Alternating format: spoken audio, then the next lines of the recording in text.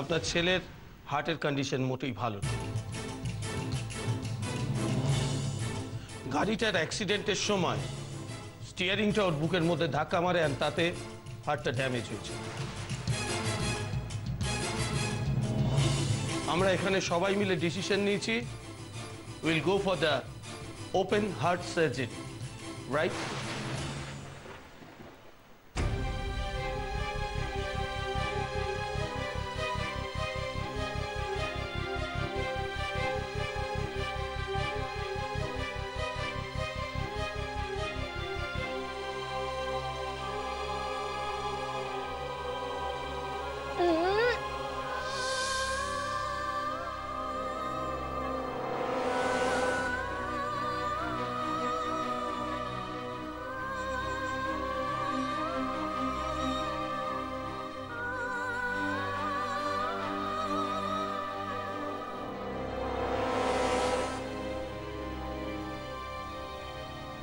রমা,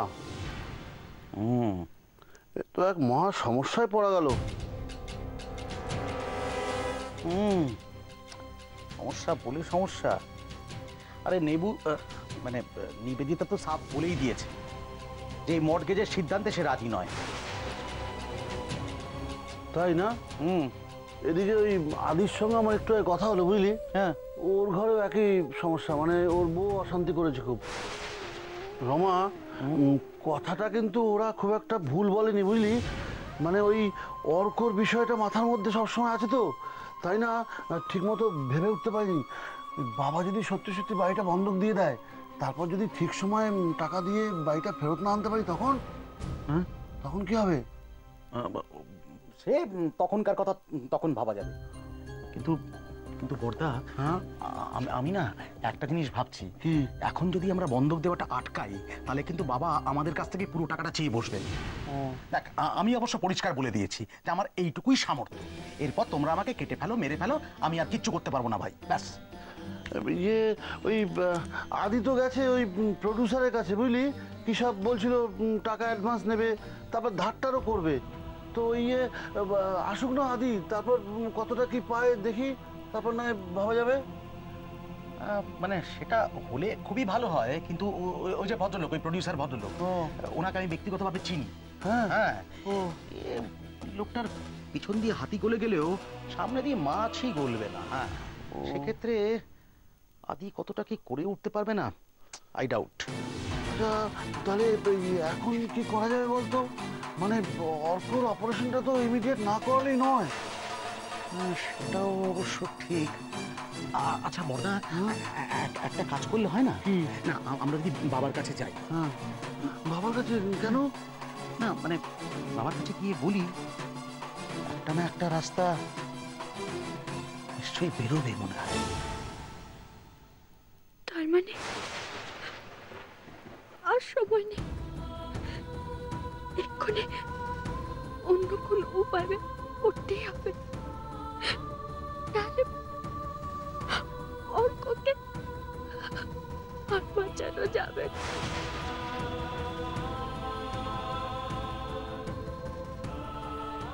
মানুষ বিপদে পড়লেই বুঝতে পারে রে কে আপন আর কে পর। বাবা, ওরকম করে কেন বলছো তুমি? ওরা যা করছে তা তো ভবিষ্যতের কথা ভেবেই করছে। আর মাথার উপর চাঁদ না থাকলে কেউ নিজেকে নিরাপদ মনে করে বলো?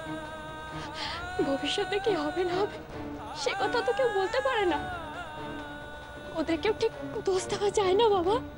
আমি কাউকে দোষ দিচ্ছি না মা, কাউকে আমি দোষ দিচ্ছি না।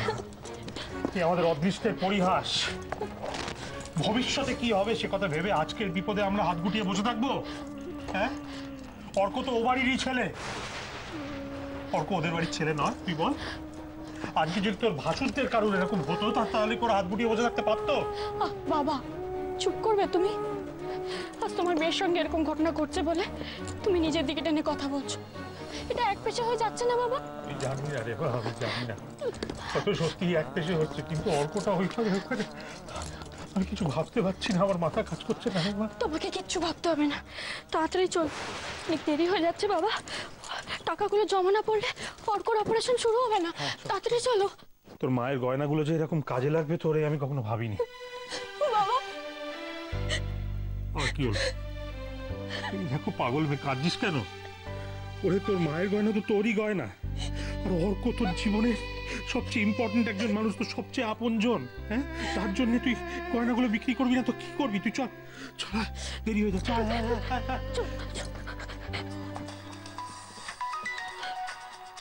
কার ফোন? হ্যাঁ,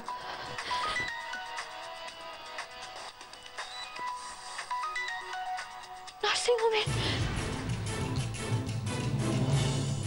হ্যালো,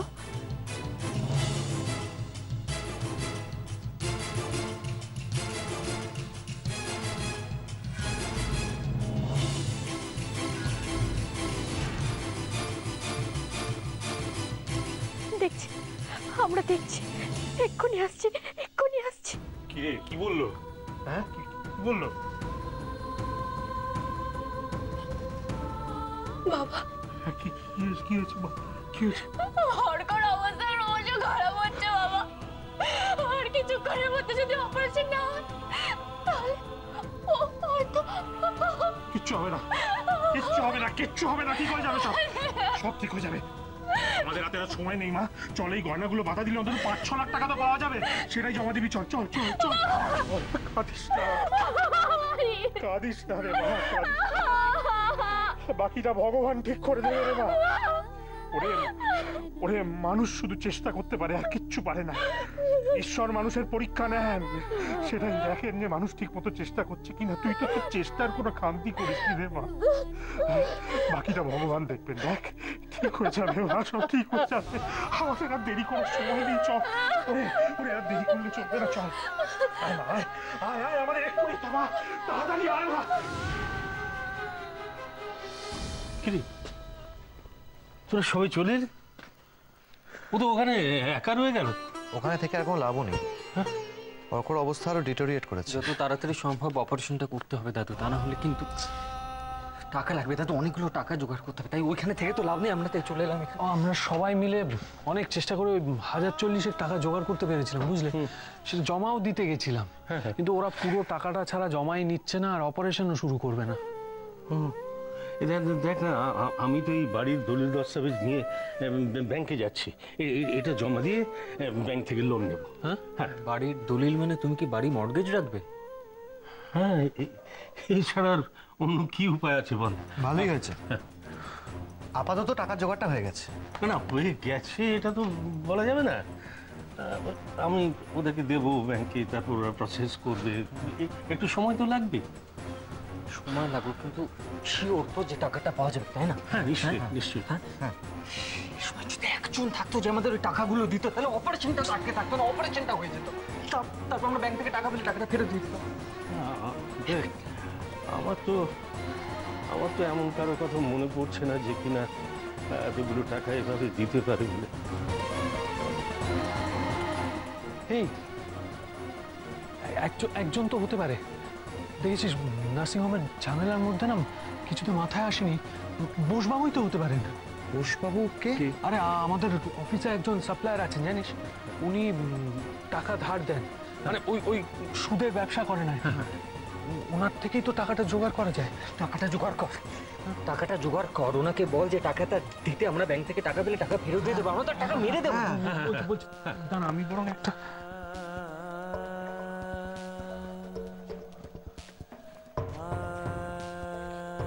কি হলো? রিং হচ্ছে, বুঝলি? ফোনটা কি ধরছে না। আরে আমি বরং একটা কাজ করি, আমি ওনার বাড়ি চলে যাব। তুই বাড়ি চিনিস? হ্যাঁ, আসলে ওই অফিস থেকে ফেরার সময় একদিন অফিসের গাড়িতেই ওনাকে বাড়িতে ড্রপ করেছিলাম। যা বাবা, তুই যা তো, তাড়াতাড়ি করছে। যা, তাড়াতাড়ি যা, তাড়াতাড়ি যা। ওই কি হলো জানাস কিন্তু, অবশ্যই জানাস। হ্যাঁ, আমি ফোন করবো, তোমরা চিন্তা করো না।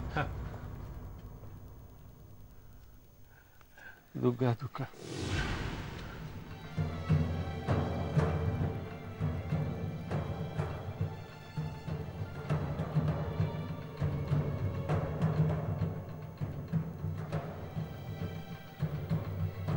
ড্যাড, অনেকদিন আগে বলে দিয়েছি এই সম্বোধনটা আমি পছন্দ করি না।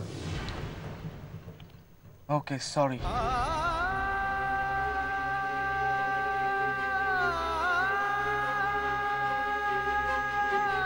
আর কত দূর? এসে গেছি প্রায়। চল মা চল, দেরি হয়ে গেছে আমাদের। শোন, তুই ক্যাশ কাউন্টারে গিয়ে টাকাগুলো গুনে গুনে জমা করে দে, বুঝলি? আমি দেখছি ডাক্তারবাবুকে কোথাও পাই কিনা। হ্যাঁ হ্যাঁ বাবা, আমি টাকাটা জমা করে অল্পর কাছে যাচ্ছি। আচ্ছা। তুমি তাড়াতাড়ি এসো। হ্যাঁ মা, যা যা যা, আমি দেখছি।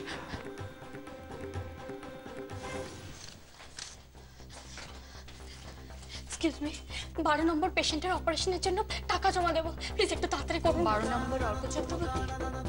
হ্যাঁ, কত এনেছেন? 5 লাখ। মাত্র 5 লাখ? আপনার তো 18 লাখ জমা দেওয়ার কথা ছিল। এ দিয়ে তো পেশেন্টের অপারেশনই শুরু হবে না। আমি সব টাকা দিয়ে দেবো, সব টাকা জোগাড় করে দিয়ে দেবো, আপনি প্লিজ এটা আগে জমা রাখুন। না ম্যাডাম, আমি এটা নিতে পারবো না। আপনি পুরো টাকাটা নিয়ে আসুন, তারপরেই আমি যা করার করতে পারবো, নাহলে নয়। প্লিজ ম্যাম, প্লিজ চেষ্টা আপনি বোঝার চেষ্টা করুন, আমাদের যেটা রুলস সেটা আমি ভাঙতে পারবো না। আপনি একটু বোঝার চেষ্টা করুন। আমরা অর্কর যদি এক্ষুনি অপারেশন না হয় তাহলে ওকে আর বাঁচানো যাবে না। প্লিজ আমি বুঝতে পারছি, কিন্তু আমারও হাত বাঁধা আছে ম্যাডাম। আমি পারবো না নিতে এই টাকাটা। প্লিজ রাখুন না, এটা নিতে পারবো না ম্যাডাম আমি। প্লিজ বোঝার চেষ্টা করুন।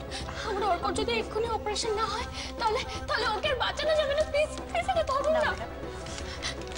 স্যার, ডাক্তারবাবু, ডাক্তারবাবু প্লিজ আমার একটু বিশ্বাস করুন ডাক্তারবাবু।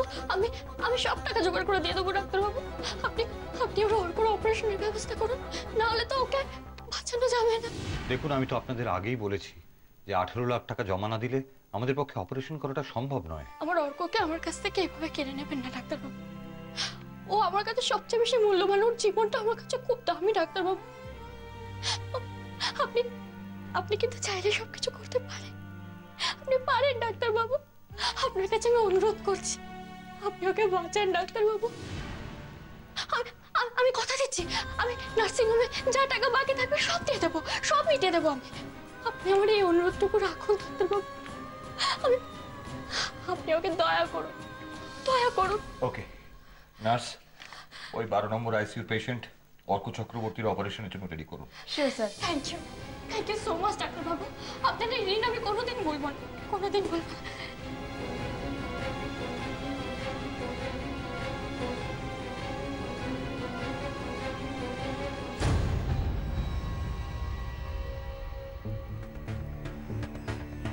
কি ব্যাপার তুমি এখানে?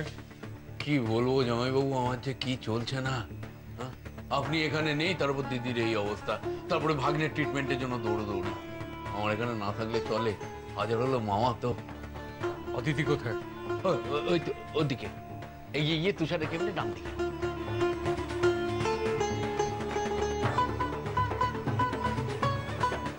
ঠিক আছে ঠিক আছে, আমি পরে জানাচ্ছি। তাহলে আমি বেরিয়ে পড়ি, বুঝলি? এখন ব্যাংকে কতটা সময় লাগবে সে তো বলা যায় না। আমি যাবো তোমার সঙ্গে। সময় তুই যাবি? হ্যাঁ আমিও যাই। চল চল চল চল চল চল। সময় একটু লাগবে বাবা। এক মিনিট। বলছিলাম কি যে কিছু কথা বলার ছিল। হ্যাঁ তাড়াতাড়ি বল, যেতে হবে। হ্যাঁ মানে ওই আমরা সবাই ভেবে দেখলাম যে বাড়িটা মর্টগেজ দেওয়া ঠিক হবে না।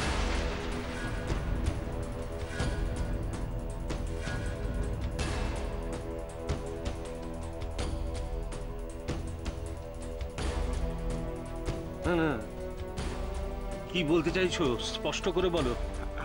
হ্যাঁ স্পষ্ট করেই বলছি বাবা। আসলে এই বাড়ি মর্টগেজ রাখার ব্যাপারে আমরা কেউই রাজি নই।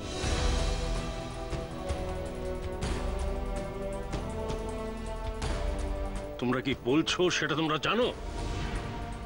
হ্যাঁ বাবা, আমরা অনেক ভেবেচিন্তেই এটা ঠিক করেছি। এটা কি তোমরা ভেবেছো না তোমাদের বউরা ভেবেছে?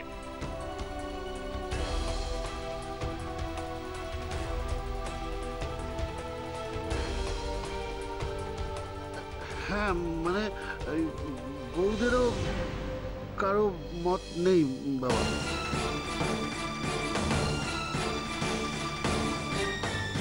হ্যাঁ মানে বলছিলাম কি বাবা, আমাদের যার যার কাছে যতটুকুনি গয়না আছে, জমানো টাকা আছে, তা তো আমরা দেবো বলেছি বাবা। কিন্তু আমাদের এই মাথা গোজার ঠাইটা যদি চলে যায়, আমরা কোথায় গিয়ে দাঁড়াবো বাবা? বাবা, শুধু তো আমরা নয়, আমাদের ছেলেরা, ওরা তো এখন বড় হয়েছে, বিয়ে করেছে। এ সময় যদি ভিটে ছাড়া হতে হয়, ওরাই বা কি করবে বাবা? না মা, আমার কথা ভাবতে হবে না, আমাদের ব্যবস্থা আমরা নিজেরাই করে নেব। এখন শুধু অর্কর অপারেশনের ব্যবস্থা হওয়াটা জরুরি। এক্স্যাক্টলি। কালকে কি হবে এটা ভেবে আজকে আমরা অর্কর জীবনটাকে বিপদের মুখে ঠেলে দেবো, এটা সম্ভব নয়। মানিক, বড়রা যখন কথা বলছে তার মাঝখানে তোমার কথা বলার দরকারটা কি শুনি? সেজ বৌমা, তুমি কাকে ছোট বলছো? এই তো মেজ বৌমা বললো যে এরা সবাই বড় হয়ে গেছে। সত্যি তো, আমি তো চোখে দেখতে পাচ্ছি যে বড় হয়ে গেছে, আর বড় হয়েছে বলেই এরা এখন ভাবতে শিখেছে, দায়িত্ব নিতে শিখেছে, যেটা তোমরা শেখোনি।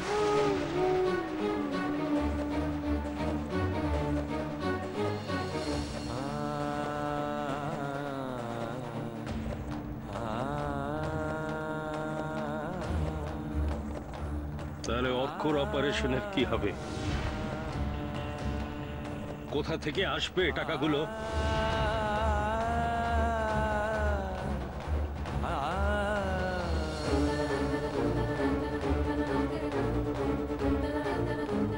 আমরা না হয় সবাই মিলে আরেকটু বেশি টাকা জোগাড় করার চেষ্টা করব।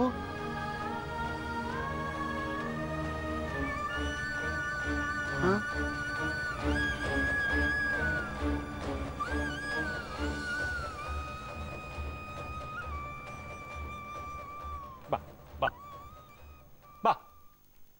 চমৎকার বলেছ। তোমরা আরেকটু বেশি চেষ্টা করবে, আর একটু বেশি টাকা তোলার জন্য, তাই তো? আর যতদিন সেটা না হয় ততদিন পর্যন্ত ওই ছেলেটা আইসিইউতে পড়ে থাকবে বিনা চিকিৎসা। বাহ,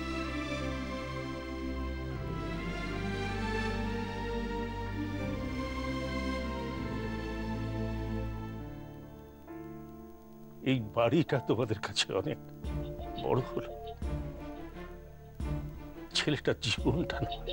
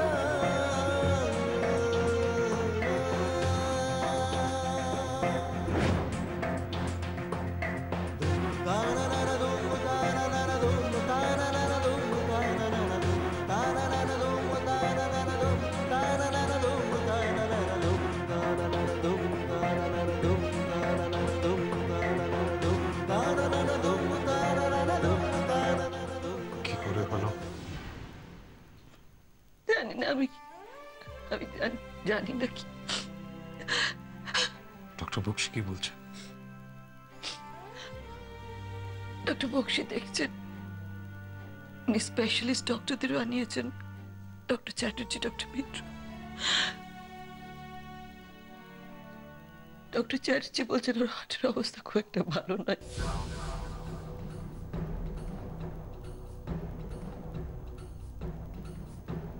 ইমিডিয়েট ওপেন হার্ট সার্জারি করতে হবে।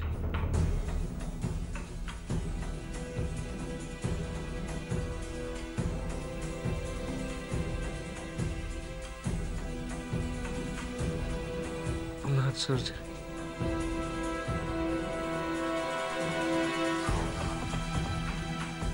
আমি কথা বলছি। অনিমেষ, 1 মিনিট।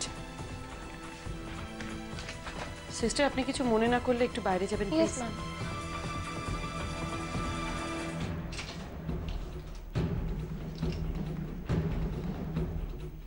অনিমেষ, তুমি তো আমার ছেলে তুষারকে তেজপুত্র করেছো। ও ওর অবস্থা তো দেখছো তুমি। তুমি সত্যি ওর জন্য চেষ্টা করবে?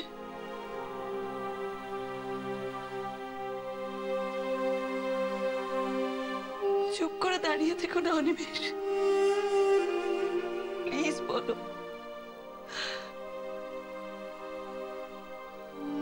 ও তো এখন সব ভালো মন্দের উঠতে উঠে গেছে। ওর অবস্থা তো দেখছো কিভাবে ওইখানে। ওকে তুমি এখনো ক্ষমা করতে পারবে না অনিমেষ? তুষারকে আমিও হারাতে চাই না দিদি।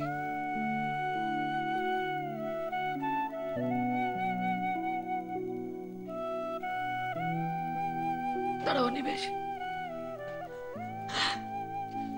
তুমি ওর গা ছুঁয়ে বলো তুমি যা বললে সেটা সত্যি। গা ছুঁয়ে বলো, নাহলে আমি বিশ্বাস করবো না। আমি বিশ্বাস করি না। না হলে তুমি ওকে ছুঁয়ে বলো